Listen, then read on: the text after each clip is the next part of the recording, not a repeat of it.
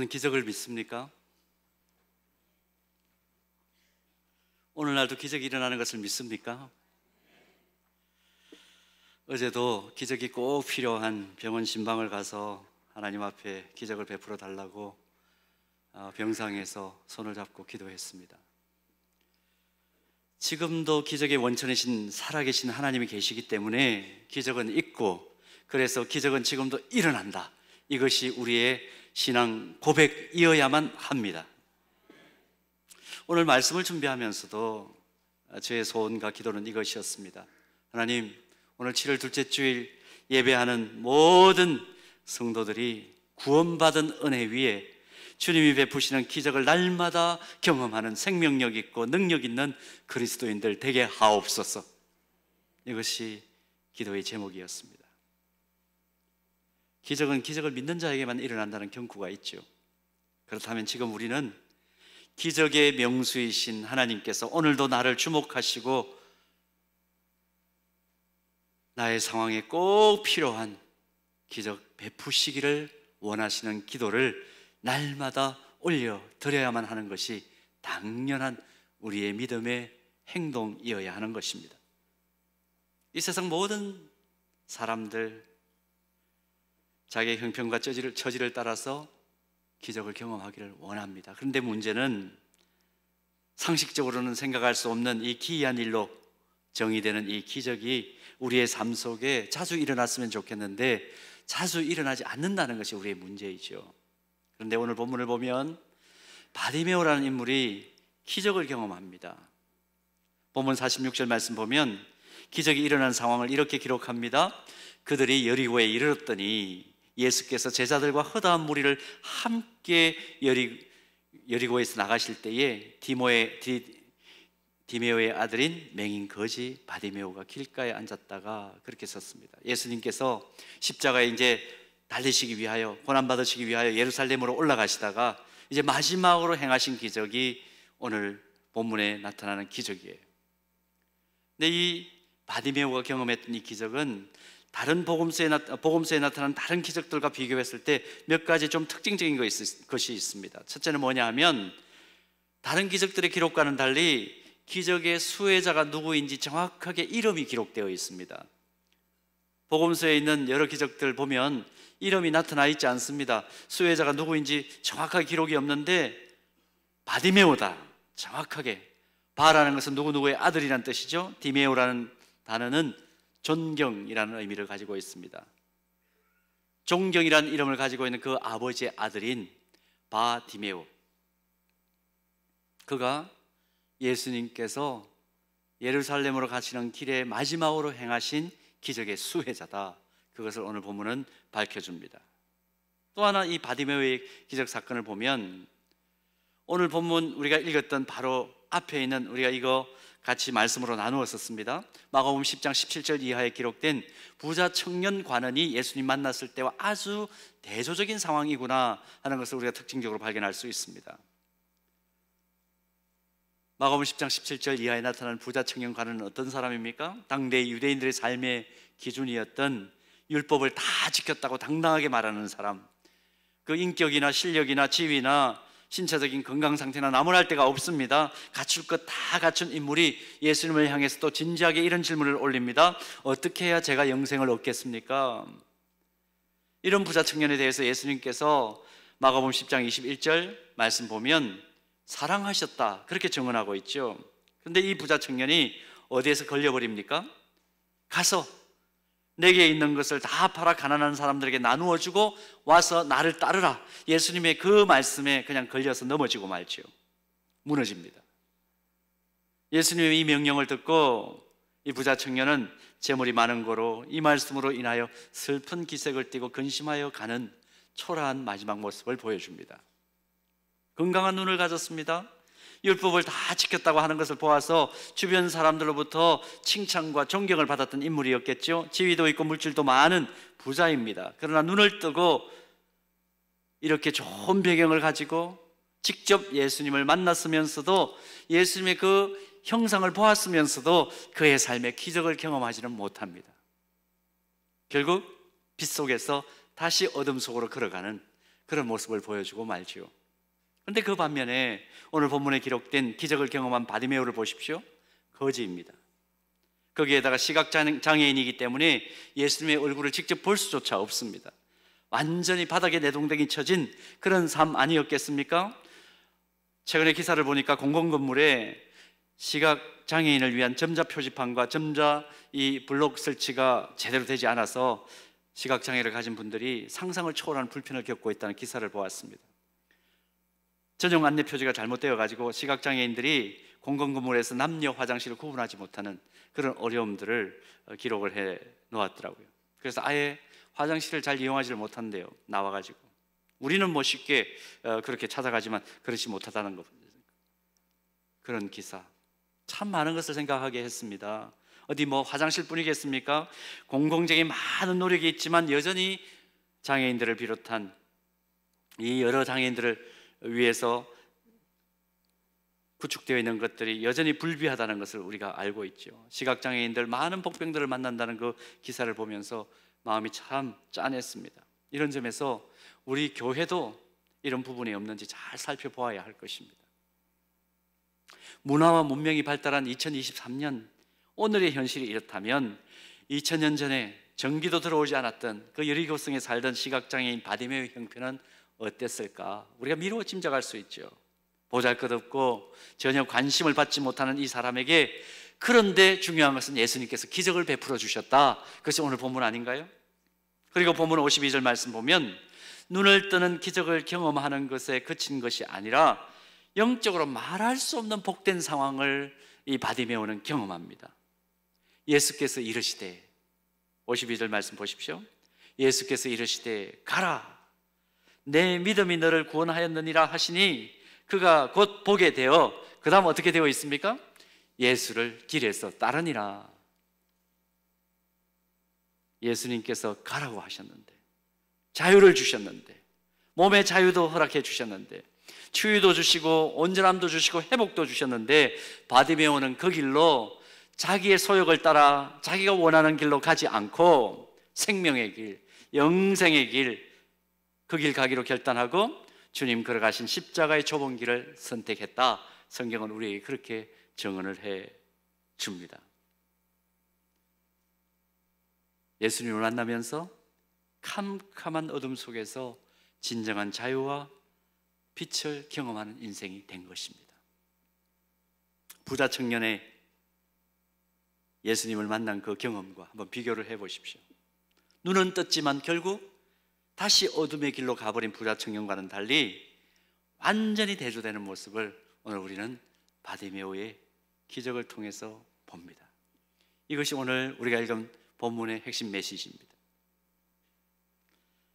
근데 이제 우리가 조금 더 관심을 기울여 보려고 하는 것은, 어떻게 바디메오는 그 캄캄한 어두움 속에서 빛을 보는 놀라운 기적을 경험할 수 있었을까? 첫 번째 이유를 말씀을 통해서 우리가 확인하는 것은 이겁니다. 기적의 알파와 오메가 되신 예수님에 대해서 이 바디메오는 정확하게 알고 있었습니다. 예수님에 대해서 정확히 알고 있었기 때문에 바디메오는 기적을 경험해요. 본문 47절 이런 기록이 나옵니다. 나사렛 예수시란 말을 듣고 소리질러 이르되 다윗의 자손 예수여 나를 불쌍히 여기소서 하거늘. 바디메오는 길가에서 구걸로 생계를 유지했던 시각장애인이다. 우리는 그렇게 소개받고 있죠. 사람 취급을 못 받았던 인생입니다. 그런데 어느 날 예수님께서 자신의 곁을 지나가신다는 것을 들었습니다. 그 말을 듣고 예수님을 향해서 다윗의 자손 예수여 나를 불쌍히 여기소서, 그렇게 소리를 지릅니다. 그런데 여기서 바디메오가 예수님을 나사렛 예수라고 일컫지 않고 부르지 않고 다윗의 자손 예수라고 불렀다는 사실에 우리가 좀 주목할 필요가 있습니다. 본문의 전후 맥락을 보면 당시 예수님을 알던 대부분의 사람들은 예수님을 나사렛 예수라고 불렀습니다. 이 말은 예수님께서 나사렛에서 자라나셨기 때문에 나사렛 출신 예수, 그런 의미를 담고 있죠. 예수님 당시에 근데 유대인들 사이에서 나사렛이란 단어는 경멸당한다, 혹은 본래의 원줄기가 아니라 곁가지다, 우리식으로 그냥 오늘날 말로 표현하면 흙수저나 무수저라는 얘기입니다. 그런 의미로 사용되는 말이 나사렛 이런 표현이었습니다. 이런 이유 때문에 사람들이 예수님을 향해서 나사렛 예수 그렇게 부른 것은 별로 좋은 의미는 아니었습니다. 요한복음 1장 46절 말씀에도 보면 빌립이 예수님을 만난 이후에 나다네엘을 찾아가서 내가 나사렛 예수를 만났다 그렇게 자기 이야기를 하니까 나다나엘이 뭐라고 응답을 합니까? 야, 나사렛에서 무슨 선한 것이 날 수 있겠니? 그렇게 나다나엘이 응답을 해 주는 그런 모습을 봅니다. 근데 지금 바디메오가 예수님을 부르고 있는 호칭이 뭔가요? 당시 사람들이 예수님을 부르면서 불렀던 나사렛 예수와는 호칭이 완전히 다릅니다. 사뭇 다릅니다. 예수님을 다윗의 자손 예수여 이렇게 부릅니다. 그러면서 자신의 눈을 뜨게 해달라고, 기적을 베풀어 달라고 그렇게 간청을 하죠. 복음서를 보면 예수님과 관련된 아주 독특한 호칭이 있습니다. 기름 부음 받은 분이라든지 랍비라든지 하나님의 어린 양이라든지 하나님의 아들 신자라고 표현을 하죠. 기묘자라든지 임마누엘이라든지 인자라고 하다든지 여러 가지 호칭이 있었습니다. 근데 이런 여러 가지 호칭들 가운데 신학적으로 예수님께서 온 인류를 구원하실 메시아라는 사실을 가장 잘 독특하게 드러내는 호칭이 뭐냐 하면 다윗의 자손 예수라는 표현입니다. 신학적으로 이렇게 보는 이유는 로마의 압제 아래에 있으면서 온갖 어려움과 고통을 당하고 있던 당시 유대인들이 자신들의 억울함을 풀어줄 메시아가 반드시 하나님께서 주권적으로 선택하신 다윗 왕의 가문에서 그 후손에서 온다는 견고한 믿음을 가지고 아주 존경하는 의미로 오랜 시간 기다렸던 메시아의 표현이 다윗의 자손. 근데 거기에 예수님을 바디메오는 불렀던 겁니다. 이름을 붙였어. 다윗의 자손 예수여. 이렇게 부르는 거죠. 당대 대부분의 사람들이 예수님을 향해서 경멸에 찬 의도로 나사렛 예수라고 부르고 있을 때 바디메오가 다윗의 자손 예수라고 부르고 있는 것은 예수님에 대해 정확하고 바른 지식과 이해를 가졌다고 우리는 이해할 수 있습니다. 그렇다면 예수님을 무시하는 당대의 여러 가지 흐름 속에 휩쓸려 가지 않고 바디메오가 어떻게 예수님에 대해서 이런 바른 지식을 가질 수 있었을까요? 아마 바디메오는 길에서 구걸하면서 수많은 사람들로부터 이야기를 들었을 거예요. 아무래도 눈이 좀 어려운 상황에 있으니까 귀가 크게 열려 있었겠죠. 감각기관들은 항상 그렇게 발전하지 않습니까? 죽은 자를 살리셨다. 예수라는 분이 죽은 자를 살리셨어. 귀신을 쫓아내셨어. 군대 귀신들을 다 쫓아내셨어. 그리고 정신을 온전하게 만들어주셨어. 병든 자들을 고치셨고 오병이 여러 5천 명이나 되는 사람들을 먹이시고 남은 광주리가 12광주리나 되었대. 자신과 똑같은 시각장애를 가지고 있는 그런 사람들을 보게 하셨다는 그런 기적들에 대한 이야기를 밝은 귀를 가지고 계속해서 들었을 겁니다. 우리는 이 사실에서 무엇을 봅니까? 믿음은 들음에서 난다 하는 성경적인 원리가 바디메오에게 그대로 적용되었구나 하는 것을 우리가 알 수 있는 거죠. 바디메오에게 예수님에 관한 소식이 들렸을 때마다 그는 아마 이렇게 생각했을 거예요. 그래, 내 귀에 들린 이 예수님은 구약 성경 속에 약속된 우리 민족의 모든 슬픔과 고통을 해결할 다윗의 자손 메시아임에 틀림없어. 그러니까 이분은 나의 보이지 않는 눈도 도움을 요청하면 반드시 보게 해 주실 거야. 기적을 베풀어 주실 거야. 긴 시간 이런 축적된 지식을 가지고 예수님이 지나가신다는 소식을 듣고 다윗의 자손 예수여 이렇게 소리 지른 것임에 틀림이 없다. 우린 그렇게 짐작할 수 있습니다.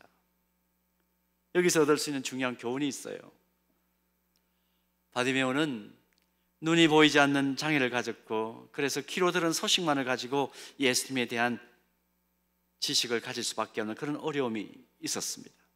전혀 체계적인 어떤 배움의 기회를 가지지 못했습니다. 그런데 예수님에 대한 정확한 지식을 가지고 그것을 믿음으로 받아들이고 예수 그리스도를 메시아로 고백하는 그런 자리에까지 이르죠. 여기에서 우리는 뭘 봅니까? 아, 성령 하나님의 특별한 도우심이 있었구나. 그 외에는 달리 설명할 길이 없는 거죠. 예수님에 대해서, 복음에 대해서 올바른 지식을 가지는 것은 반드시 성경을 체계적으로 배울 수 있는 좋은 환경 속에서만 이루어지는 것이 아니로구나. 때때로 성령께서는 특별하게 작업하시고 작동하셔서 기적을 베푸셔 주시는 그런 은혜를 지금 우리에게 보여주고 있는 것이 본문입니다. 닫힌 세계, 숨도 제대로 못 쉬는 억압당하는 체제 속에서도 보배로운 신앙을 유지하고 있는 지하교회, 억압당하는 나라의 지하교회 성도들을 보면서 우리가 깨닫는 것이 있습니다. 억압되고 닫힌 세계 속에 있지만 훨씬 더 정확하게 생명의 주 되신 주님을 고백하고 예수님처럼 살아가는 사람들이 있다. 이건 우리에게 뭘 증명해 주는 겁니까? 성령의 도우심이 있으시다. 성령의 도와주심이 있으시다. 여기에 더하여 말씀에 기록된 그대로의 예수님이 아니면 나는 더 이상 소망이 없다는 예수님에 대한 절대 믿음이 기적을 불러 일으키는구나 하는 이 놀라운 교훈을 받습니다. 오늘 바디메오에게서 이걸 보는 거죠. 사랑하는 여러분, 오늘 우리에게도 우리의 형편이 어떠하든지 예수 그리스도에 대한 바른 지식에 기초한 순전한 절대 믿음을 가질 때에 기적을 경험할 수 있도록 성령께서 특별하게 역사하시는 은혜가 우리를 덮어주시기를 소원하고 축복합니다. 자, 그런가 하면 두 번째로 바디메오가 기적을 경험할 수 있었던 또 하나의 이유는요, 낮아질 대로 낮아진 마음으로 오직 예수님께만 소망을 걸고 있었기 때문에 기적을 경험한다. 그 사실을 본문에서 확인합니다. 본문 48절 볼까요? 많은 사람이 꾸짖어 잠잠하라 하되 그가 더욱 크게 소리질러 이르되 다윗의 자손이여 나를 불쌍히 여기소서 하는지라. 이 말씀을 보면 소리 지르는 바디메오를 향해서 주변에 있던 사람들이 그냥 꾸짖었다 이렇게 기록되어 있으니까 아유, 너 소리 좀 그만 질러, 좀 잠잠해, 그 정도로 만류한 정도로 그렇게 우리가 생각할 수 있습니다만은 헬라 원어를 보면 이 꾸짖었다는 단어는 소란스러운 상황을 무력으로 압제하는 그런 상황, 그런 상황을 묘사하는 에피티아모라는 단어가 기록되어 있습니다. 신변의 위협이 느껴질 정도로 물리적인 제재를 강하는 상황, 물리적인 제재를 받고 있는 상황, 그런데도 굴하지 않고 바디메오는 다윗의 자손 예수여 나를 불쌍히 여기소서, 키리에 엘레이손, 이렇게 계속 소리를 지릅니다. 물리적인 제재가 가해지는 그 상황 속에서도 두려워하거나 굴하지 않고 주여 나를 불쌍히 여기소서, 키리에 엘레이손. 제가 지금 키리에 엘레이손 헬라어로 발음을 했습니다. 주여 나를 불쌍히 여기소서, 주여 나를 긍휼히 여기소서. 기독교 역사 속에서 예배가 시작될 때 성직자와 성도들이 함께 부르는 이 키리에 엘레이손이라는 교회 음악의 한 장르가 있습니다. 바디메오는 주님 나를 불쌍히 여기소서, 마치 찬양을 하는 것처럼 주님 없이 나는 아무것도 아닙니다, 주님이 베푸시는 자비와 긍휼이 없는 나는 무능함 그 자체입니다, 다윗의 고백 그대로 나는 벌레요 사람이 아닙니다, 그 고백인 것이죠. 단 몇 초의 여유도 없이 끊임없이 밀려오는 불편함과 고통과 어려움 속에서 주님 나는 아무것도 아닙니다, 주님이 베푸시는 은혜만이 나를 이 기가 막힌 어려움의 구렁텅이에서 나를 건져내실 수 있습니다. 그러므로 주님, 낮고 천한 자리에 있는 나를 주님의 자비와 긍휼하심으로 불쌍히 여겨 주옵소서. 키리에 엘레이손.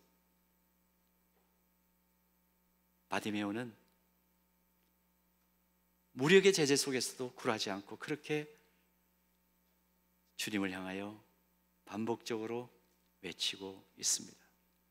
자, 바디메오의 이런 자세 앞에서 예수님께서 어떻게 반응하시나요? 본문 49절 말씀 보면 예수님께서 머물러 서서 그를 부르라 그렇게 명령하십니다. 이 부르심에 바디메오가 보이는 태도가 참 인상적입니다. 본문 50절 말씀, 맹인이 겉옷을 내버리고 뛰어 일어나 예수께 나아오거늘. 겉옷을 내버리고, 상황이 그랬구나 그렇게 생각할 수 있지만 이 겉옷을 내버렸다는 이 상황은 문화적으로 좀 해석이 필요합니다. 구약 성경을 보면 돈을 구워주고 저당물을 잡을 때 저당 잡힐 것이 없으면 겉옷까지도 저당을 잡을 수 있었어요. 근데 만약 겉옷을 돈을 빌려주고 저당을 잡았다면 저당 잡은 사람이 밤에는 돈을 구워간 그 사람에게 그 겉옷을 돌려주어야만 했습니다. 이유가 무엇이었을까요? 낮은 덥지만 밤은 쌀쌀한 그 팔레스틴 사막 기후 속에 겉옷은 한 사람의 건강과 생명을 유지할 수 있는 따뜻한 이불이었기 때문입니다. 생필품이었어요.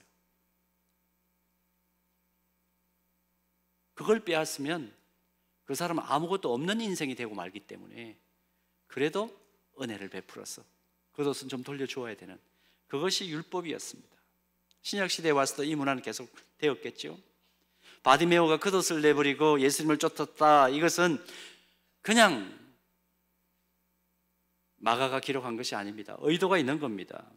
예수님이 가시는 그 길을 나도 내가 가지고 있는 것 전부를 버리고서라도 나는 주님 뒤따라가겠습니다. 자신의 모든 것을 포기하고 예수님 아니면 나는 더 이상 소망이 없습니다. 절대 믿음을 가지고 제자의 길을 걸어가기로 결단한 것을 상징하는 것으로 그렇게 성경 해석자들은 해석합니다. 저는 이 해석이 옳다고 봅니다. 이런 태도를 보인 바디메오를 향해서 본문 52절에서 예수님이 이렇게 말씀합니다. 예수께서 이르시되 가라, 내 믿음이 너를 구원하였느니라 하시니 그가 곧 보게 되어 예수를 길에서 따르니라. 주님이 예수님께만 지금 소망을 걸었던 그의 절대 믿음을 보신 겁니다. 주목하여 보신 것입니다. 예수님께서 주목하여 보십니다. 그 믿음을 인정하는 순간 그의 현실적인 소원까지 이루어지는 기적을 경험하는 인생이 되었다 하는 것을 오늘 본문 속에서 확인합니다. 오늘 우리는 이 사건을 통해서 기적을 경험하는 인생이 되는 관건은 기적을 베푸시는 주체이신 예수님을 바로 알고 예수님께만 소망을 거는 절대 믿음이라는 진리를 깨닫습니다. 이런 믿음은 우리의 입술로는 어떻게 표현되어야 합니까? 키리에 엘레이손, 주여 나를 불쌍히 여겨 주옵소서. 주여 나를 불쌍히 여겨 주옵소서. 그리고 삶 속에서는 겉옷으로 상징되는 내가 소중하게 여기는 모든 것들 내려놓고 그 어떤 것보다 소중하고 귀하신 주님이 가신 그 길을 나도 뒤따라가는 제자의 삶을 사는 것, 그것이 기적을 경험하는 관건이라는 것을 오늘 깨닫습니다. 사랑하는 여러분, 삶 속에서 기적을 경험하는 인생이 되고 싶습니까? 저도 그런 인생이 되고 싶습니다. 그렇다면 우리에게 필요한 것이 무엇인가요? 주님께만 소망을 걸고 주님만 바라보는 내가 되는 것, 그것이 오늘 길이라는 것을 깨닫습니다.